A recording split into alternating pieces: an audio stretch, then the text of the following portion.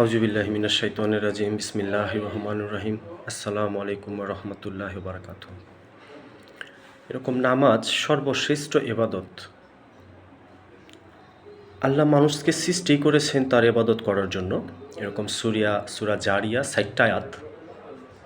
৫৬ নম্বর আয়াত আল্লাহ বলছে, ওমা খালাকতুল জিন্না ওয়াল ইনসা ইল্লা লিয়াবুদুন। আমার ইবাদতের জন্য মানুষ এবং জিনকে আমি সৃষ্টি করছি।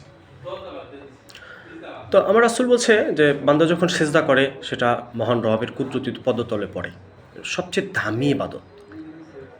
তো জিবরাইল আলাইহিস সালামকে সৃষ্টি করার পরে এরকম জিবরাইল আলাইহিস সালাম বলতেছে, আল্লাহ আপনি কিসে খুশি হন? তখন জিবরাইল আলাইহিস সালাম বলতেছে, আল্লাহ উত্তর দিল যে আমি সেজদাতে খুশি হই। তখন জিবরাইল আলাইহিস সালাম সেজদা দিলেন ৩০,০০০ বছরের সমান একটা সেজদা।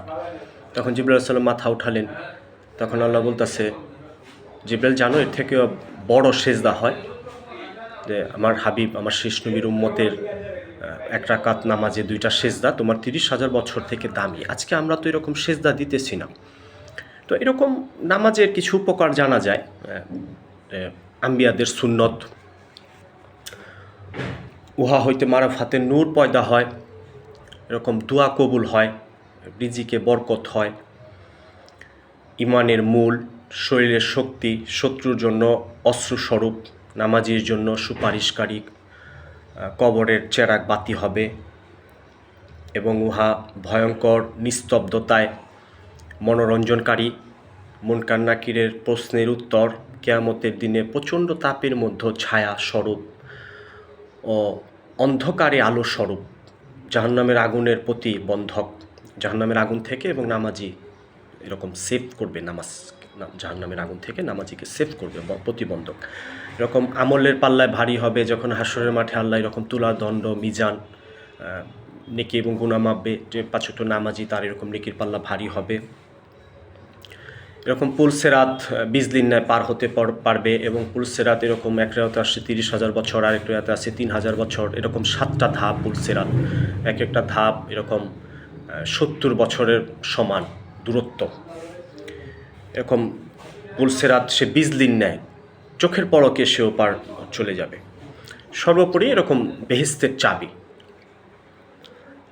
তো হযরত ওসমান গনি রাদিয়াল্লাহু আনহু হতে বর্ণিত, যে ব্যক্তি সময়ের প্রতি লক্ষ্য রাখিয়া এরকম গুরুত্ব সহকারে ৫ ওয়াক্ত নামাজ আদায় করবে, এরকম ৯টি পুরস্কার এরকম তার জন্য আছে। নাম্বার 1, আল্লাহ তাকে ভালোবাসবেন। পৃথিবীতে আমরা মানুষের ভালোবাসা পাচ্ছি বা পাওয়ার জন্য কত কিছু করি, এটা হবে না, এটা সব ব্যর্থ। আমরা আল্লাহর ভালোবাসা পাবো নাম্বার 1-এ যদি আমরা এরকম ৫ ওয়াক্ত নামাজি হই। এরকম তাকে আল্লাহ সুন্দর স্বাস্থ্য দান করবেন, বরকত থাকবে তার জীবনে। নাম্বার 3, এরকম ফেরেশতারা তার হেফাজত করবেন। ফেরেশতারা এমনিও আমাদের হেফাজত করে, আমরা হয়তো বুঝতে পারি না। এরকম নাম্বার 4-এ তার ঘরে এরকম বরকত থাকবে। বরকত আপনি অনেক টাকা ইনকাম করলেন এরকম অন্যায়ভাবে, এটা না। বরকত আপনি অল্প রিজিকে সন্তুষ্ট থাকবেন, আল্লাহ আপনাকে ভালো রাখবে, এটার নাম বরকত। 5, এরকম তার চেহারা এরকম বুজুর্গদের নূর চলে আসবে, তাকে দূর থেকে দেখলে মানুষ বলতে পারবে যে হাই লোকটা ভালো, তার চেহারা একটা নূর আছে। এরকম 6, তার অন্তর আল্লাহ কোমল করে দেন শিশুর মতো। আমার রাসূলের অন্তর এরকম ছিলেন, কোমল হৃদয়ের অধিকারী ছিলেন।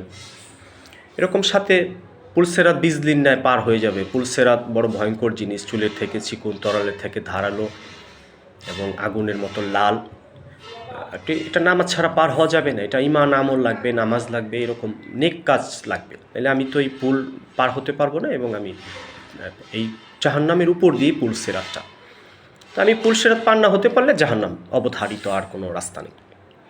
এরকম মাঠে আল্লাহ পাক তাকে জাহান্নামের আগুন থেকে এরকম হেফাজত করবেন, নামাজি এবং জাহান্নাম দূরত্ব থাকবে, নামাজ তাকে এরকম সেভ করবে।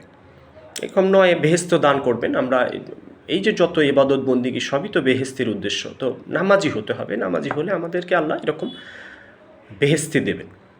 কারণ বেহেশত এটা অনেক নাজ নেয়ামতের জায়গা, এটা এমনি এমনি হবে না। আপনি আপনার রবের কুদরতি পদতলে সেজদা দেন না, আপনি বেহেশতে পাবেন বা পাবো এরকম না। আমরা নামাজে যত্নশীল হই এবং আমরা যারা মানুষের ক্ষতি করি, ক্ষতিগুলা সংশোধন হই। কারো কোনো হক আমি মেরে খেয়ে থাকলে এটা দিয়ে দেই, টাকা হোক, জায়গা জমি হোক, আমরা অন্যের হক এরকম আদায় করি। এরকম মসজিদ বড় মুসল্লি, এরপরও 1999 জন জাহান্নামে যাবে, একজন জান্নাতে যাবে। এটা কেন? কারণ এটা বিশ্লেষণ করে দেখা যায় জাহান্নামে যাওয়ার যে বদ আমলগুলা আমাদের ভিতরে থেকেই যায়। কেউ প্রতিবেশীকে কষ্ট দিতেছি, কেউ অন্যের টাকা মেরে খাইতেছি, কেউ আমানতের খেয়ানত করতেছি, কেউ ধোকা দিতেছি, কেউ মিথ্যা কথা বলতেছি। এগুলো করা যাবে না। আমরা একটু সংশোধন হই। আমরা যতই ইবাদত করি, যদি বান্দার হক আমরা আত্মসাৎ করি এবং হাসরের মাঠে এই বান্দা আল্লাহর কাছে আর্জি পেশ করে, তখন এই বান্দা আমার নিকি নিতে থাকবে এবং কী পরিমাণ নেবে এটা আল্লাহ হস্তক্ষেপ করবে না। আমরা এখনই সংশোধন হই। আমাদের আল্লাহ যেটা রিজিক, ইয়া রাজ্জাক, উত্তম রিজিক দাতা, আল্লাহ যেটা রিজিক দিছে এটা আমরা পেয়ে যাব, কিন্তু আমরা যেটা অন্যের হক মেরে খাবো সেটার দায়িত্ব আল্লাহ নেবে না। এটার নামই বান্দার হক।